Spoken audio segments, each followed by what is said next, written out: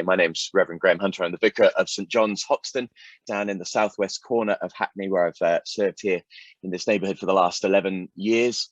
And part, of course, of the Diocese of London and the wider Church of England with their 16,000 parish churches across our nation.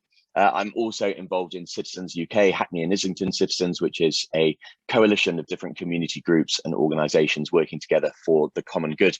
And I think in the climate crisis, we've come to understand much more fully the importance of understanding ecosystems and the integration of our ecosystem and the effect that one thing can have on another. And perhaps we've also come to learn in the pandemic, in many ways, also that we are integrated people as human beings, body, mind, spirit, head, heart, hands, that we have emotions, physical environments, that we can apply some of the learning about global ecosystems to our local environments as well. And we see the benefits of careful thinking about integration and the dangers and the risks of fragmented thinking.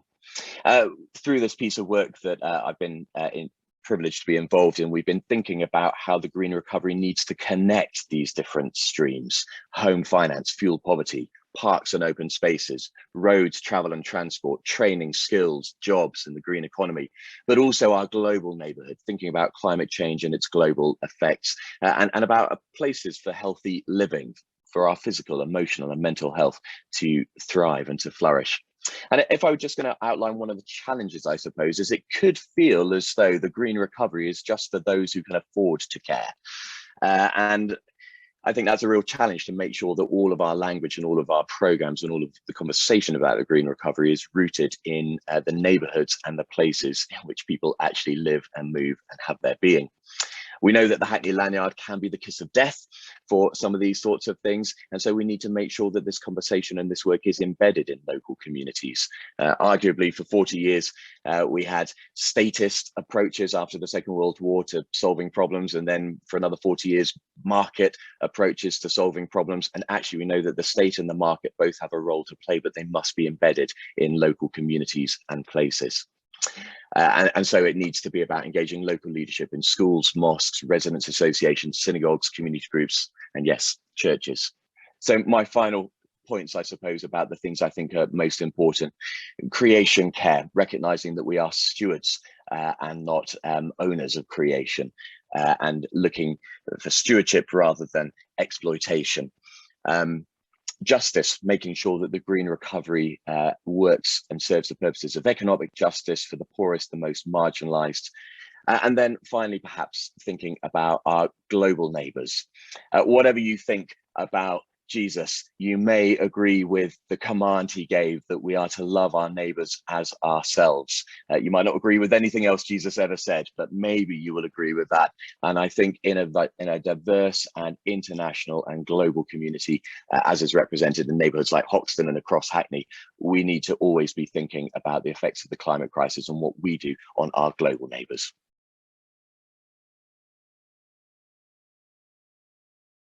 Grassroots communities have a vital part to play. Trouble is, it is only a part, but one initiative we've been involved in our local church and then has spread across the diocese is helping educate congregation members and communities about their choices in the energy market and about fair energy campaigns, and helping people switch supplier, because very often people are caught up in the monopolies that are created by the large market players and don't understand their options and opportunities for kind of market disruption.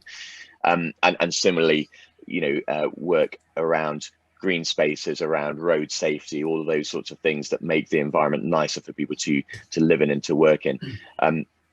So I would really just want to echo Simone's point and say there's a lot to be done in terms of the kind of grassroots activism and the support for that and the like.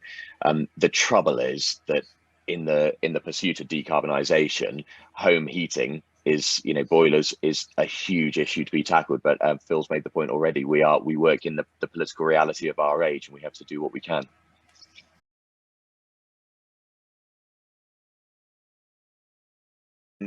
no solutions, I'm afraid, but I think just to elucidate the tension, and an interesting thing that I think I've come to learn over the years here is that we have many people in our neighbourhood, in our community, who are very connected to the global south because we are an international city or an international borough and an international community, and people have, you know, their uncles, aunties and children and grannies in every different nation of the world. And so in one sense, it's quite, I think it should be quite easy to make an appeal to the importance of the climate change and net zero and decarbonisation from the point of view of benefiting the global south, and particularly thinking about those areas of the world which are going to be worst affected by climate change. So we should be able to make that appeal. But on the other hand, and here's the paradox and the tension, I suppose, there's also a sense in which large numbers of people who live in Hackney, in London, have a slightly instrumental view of the city, the borough, the place where they live, which is that they may not be expecting to die here and be buried here. They may be expecting to work for a period of time, make a living, send money overseas, and then eventually when the time comes, move overseas to be kind of buried with their ancestors, as it were. And that can also actually diminish the sense of responsibility people have for their own locality. So there's no solution, but it's just a tension that I've observed and something I think we need to highlight for people.